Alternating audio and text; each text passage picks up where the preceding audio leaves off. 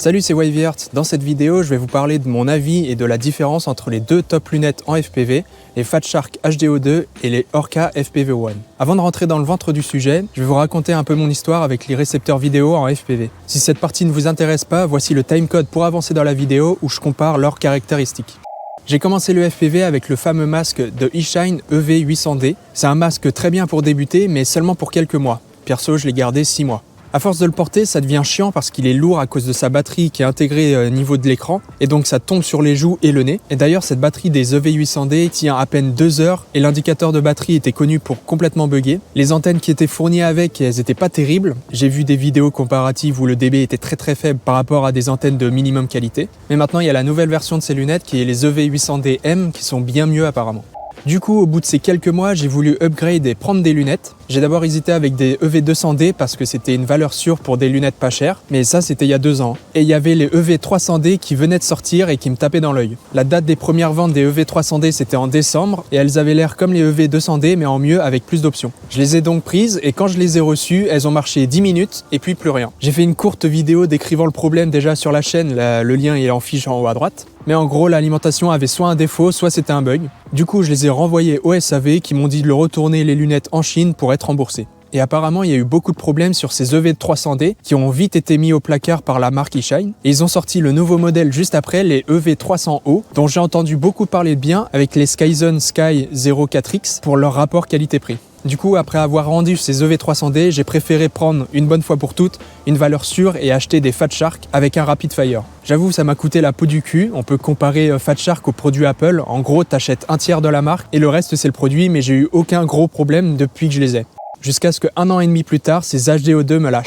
Non, plus sérieusement, après 1 an et demi à très bien fonctionner, les Fat Shark ont décidé du jour au lendemain d'afficher un écran noir. J'ai donc contacté le SAV qui était très réactif et à l'écoute. Je renvoie à mes frais les lunettes en réparation au Royaume-Uni. Attention aux nouvelles lois et au Brexit avec les frais de douane. Et 3 semaines après, je les ai de nouveau dans les mains, réparés. Le SAV m'a indiqué que c'était la carte vidéo qui était morte et ils l'ont remplacée. Mais ça fait quand même chier parce que j'ai vu sur pas mal de forums que ce bug vidéo était très connu depuis des années et Fat Shark n'ont toujours rien fait pour fixer ou améliorer la partie logicielle ou corriger tout ça.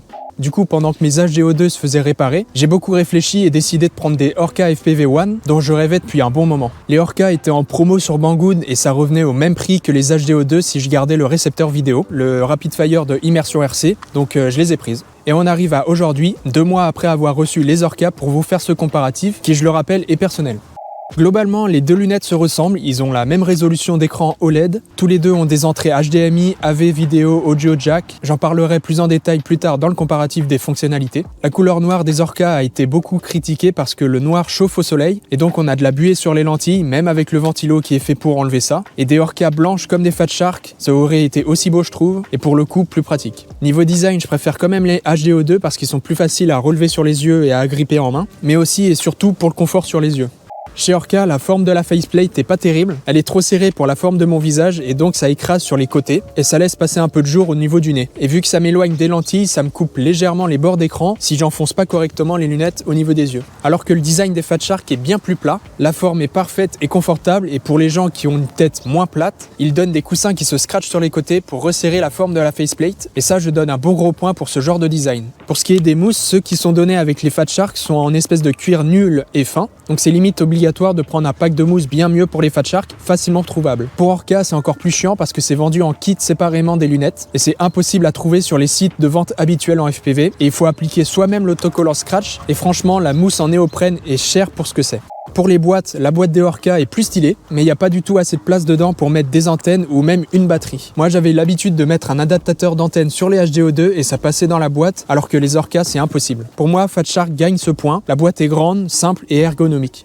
Pour les sangles, celles par défaut des deux lunettes sont pas terribles. Pour les HD02, la sangle est trop fine, elle glisse sur la tête et comme les Orca ne tient que les batteries avec une forme de crochet sur les côtés, qu'il maintient dans son emplacement, du coup avec une lipo simple, la batterie glisse. On peut résoudre ça en mettant de la colle chaude pour remplacer le silicone qu'on peut retrouver sur certaines sangles qui sont bien meilleures mais c'est pas optimal. La sangle des Orca a une fonctionnalité qui est finalement un gros défaut, c'est la possibilité de facilement décrocher la sangle, mais ça ne tient pas beaucoup dans son crochet quand je les bouge sur ma tête entre mes yeux et mon front.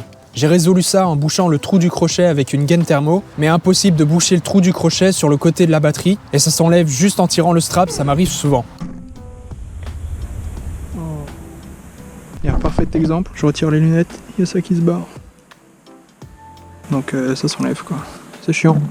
Alors on va commencer avec les ports. En entrée, on a mini HDMI sur les HDO2 et micro HDMI sur les Orca pour brancher sur un ordinateur par exemple en simulateur ou pour une réception HD comme SharkBite ou HD0. Les deux ont une entrée vidéo AV jack pour recevoir un flux vidéo d'un récepteur externe par exemple. Point bonus sur les HDO2 qui peuvent faire sortir le flux vidéo des écrans sur la même prise. Contrairement aux Orca qui peuvent que recevoir, c'est un choix du constructeur car apparemment ça a une meilleure qualité vidéo que s'il l'aurait fait dans les deux sens. Mais c'est pas grave parce qu'avec le module FPV Connect, on peut recevoir le DVR en sortie directement sur l'application du téléphone. Certes, il y a un petit délai de 1 demi-seconde environ, je dirais, à cause de l'encodage Wi-Fi, mais c'est bien pratique pour faire voir aux spectateurs. En parlant de ce module, ça coûte un peu cher pour ce qu'il fait. L'application gratuite de ce module est bien faite pour avoir le niveau de batterie et la température des lunettes, pour lire les replays du DVR sur le téléphone directement, mais c'est surtout pratique pour avoir un retour DVR direct et de pouvoir streamer en live ce retour DVR. Le seul bémol que je trouve avec cette fonction de stream, c'est que le téléphone reçoit la vidéo par Wi-Fi et donc on est forcément obligé de stream en 4G. Le slot de la carte SD est plus facilement accessible sur les Orca que sur les HDO2, même si c'est toujours un peu chiant que ce soit au niveau de la faceplate. Certes, ça protège un peu plus l'entrée, mais ils auraient pu mettre ça en dessous ou carrément un bouchon dessus. Le port de sortie audio sur les lunettes, si votre VTX a un micro intégré, vous pouvez faire sortir le son par cette sortie jack. Fat Shark, c'est seulement une sortie audio, mais sur Orca, on peut brancher des écouteurs avec un micro, donc ça enregistre en même temps le son du VTX et le micro des écouteurs sur la vidéo du DVR. Dans le menu, on peut régler le volume d'enregistrement du micro et du VTX pour le DVR et le volume en sortie dans les écouteurs. Les deux peuvent faire une option Head Tracker. Sur les Orca, il y a directement la sortie. Et sur les HDO2, il y a un bouton Head Tracker qui sert à rien parce qu'il n'y a pas de module dedans. Et de toute façon, la fonction Head Tracker est très peu utilisée dans le FPV. Les deux lunettes ont quasi les mêmes boutons. Le bouton d'alimentation se trouve au-dessus pour les Orca et en dessous pour les HDO2. Et en dessous, c'est pas très pratique parce que c'est au niveau de la prise en main. Quand on relève les lunettes, on peut appuyer sur le bouton quoi. Les Orca sont un petit peu plus longs à démarrer par rapport aux HDO2, 7 secondes pour les Orca contre 3 secondes pour les HDO2, mais en même temps c'est normal parce qu'il faut charger bien plus de fonctionnalités, donc c'est pardonnable. Sur les Orca, la manière de démarrer est réglable logiciellement. On peut soit brancher la batterie et ça s'allume direct, soit juste appuyer, ou finalement comme les DJI, un appui court et un appui long. Ça évite d'appuyer par erreur et moi je trouve ça bien. Sur les HDO2, c'est un pin chevalier qui change entre quand on branche ça s'allume direct ou laisser brancher et allumer en appuyant sur le bouton. Sur les Orca, juste à côté, on a un bouton ventilateur dédié alors que les HDO2, c'est le même bouton que le bouton power. On a un switch sur les HDO2 pour alimenter ou non le VRX. Les Orca n'ont pas de switch visible mais cette fonction est disponible dans les menus. Les deux ont 2 boutons à gauche pour changer le channel sur le VRX et ils ont aussi 2 boutons à droite. Sur les HDO2, ils servent à régler le volume du retour audio sur la sortie jack. Pour les Orca, le rouge est dédié à l'enregistrement du DVR et l'autre est programmable dans les menus. On verra ça juste après. Pour les joysticks, sur les Orca, c'est extrêmement bizarre. Ils font le travail mais ils ont l'air complètement lâches dans leur socle. On peut entendre. C'est dommage alors que les HDO2 sont normaux, basiques à 5 clics, qu'on peut retrouver partout en électronique. Le joystick droit des HDO2 sert à l'enregistrement du DVR. Un appui long dessus nous renvoie à un semblant de menu de replay de DVR. Sur les Orca, le joystick droit sert à régler la luminosité et le contraste directement. On retrouve ces mêmes réglages sur le joystick gauche des HDO2 et un appui long sur celui-ci nous affiche un menu minimaliste avec quelques options. Pour Orca, le joystick gauche permet de rentrer et de naviguer dans le menu. En parlant de menu, le plus gros point fort des Orca, c'est un menu digne de 2021. Il est propre, bien organisé et soigné, avec beaucoup de fonctionnalités, dont celles qui m'ont le plus sauté aux yeux, comme modifier la manière d'allumer les lunettes, activer un mode qui vous dit si votre tête est trop penchée avec un degré d'inclinaison réglable, un bouton configurable pour dédier, dans mon cas, de pouvoir voir le niveau de batterie sur l'écran pendant 2 secondes, nickel quoi, modifier l'alarme de la batterie, que ce soit affichage, son, tension minimum d'alerte, etc. Alors que sur les HDO2, tout le monde se plaint de l'alarme de la batterie faible qui se déclenche super tôt alors qu'il reste un bon tiers de la batterie. Du coup, petite parenthèse pour ce qui est des batteries. Chez Fat Shark, ils fournissent avec les lunettes la boîte pour des 18-650, contrairement à Orca où il faut acheter encore une fois séparément. Pour ce qui est du voltage, sur les manuels, Orca peut prendre de 6 à 10 volts, donc seulement 2S, alors que Fat Shark de 7 à 13 volts, donc 2 à 3S.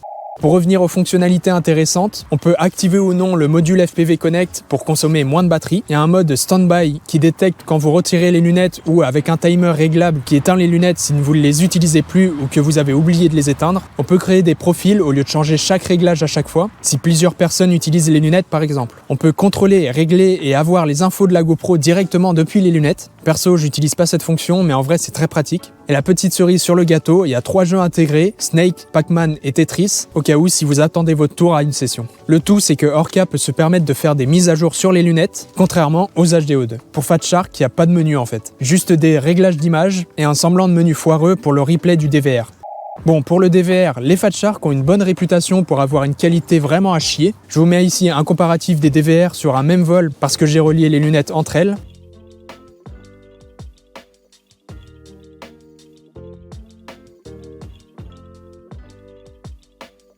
Et ça se voit au niveau de la pixelisation.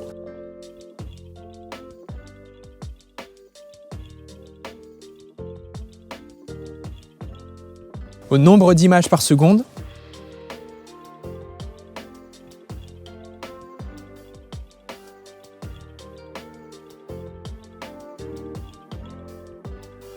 À la résolution de la vidéo.